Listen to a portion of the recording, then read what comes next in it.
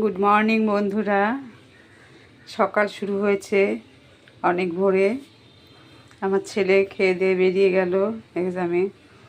এখন আমার রোজকার কাজ, অনেক কাজই সেরে ফেলেছি। সকালে উঠে ঘর ঠর মুছে যেটা হয়, গোপাল ঠাকুরকে দেওয়া, আমার গুরুদেবের ইষ্টবিধি রাখা, ওসব করে এখন আমি একটু এগোচ্ছি আমার কিছু কাজের দিকে। প্রথমেই হচ্ছে এই কাঁচা হলুদ আখি গুড় দিয়ে সকালে একটু খেয়ে নেব। খেয়ে তারপরে আধ ঘন্টা 15 মিনিট বাদে অন্য খাওয়ার দিকে যাব। তারপর একটু নিচেও যেতে হবে, যেহেতু আমার আজকে ইনভাইট আছে। আমি চলে যাব খেতে, ও এসে আবার খাবে। ওকে একটু পোলাও করে দিয়েছি, একটু চিকেন আনার ইচ্ছা আছে। নিচে যেতে হবে, যেসব বেসিনে বাসন টাসন পড়ে রয়েছে এগুলো মাজা ঘষা করতে হবে।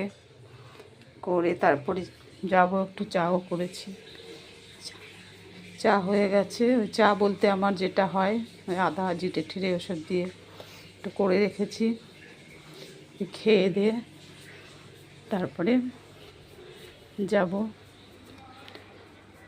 দেখি বাজারে কতটা কি উঠেছে। একটু চিকেন আনতে হবে, কেননা আমাকে, ওর বাবাকে বা আমাদের ফ্যামিলি কোথাও ইনভাইট করলে ওর বাবা গেলে আমাদের জন্য চিকেন বা বিরিয়ানি সব এনে দিয়ে যেত। যেহেতু ছেলে যেতে চেত না বলে আমিও যেতাম না। ওকে একা রেখে ও যেতে চায় না কোথাও ইনভাইট করলে, তাই ও যেত না বলে আমিও যেতাম না, ওর বাবাই যেত। ওর বাবা তাই বিরিয়ানি টিরিয়ানি আনতো, কিন্তু আমার ঠিক বাইরে খাওয়া পছন্দ না।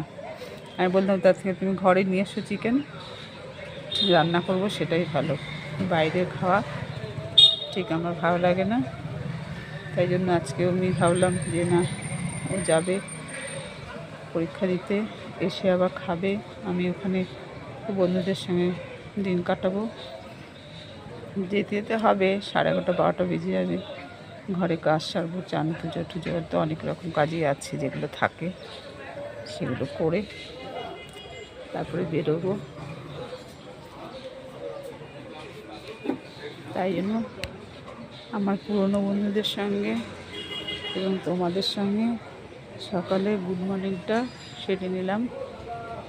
এখন আমি আস্তে আস্তে এগোবো। আবার দেখি কখন তোমাদের সঙ্গে দেখা করতে পারি। এখনকার মতো রাখছি, বাই।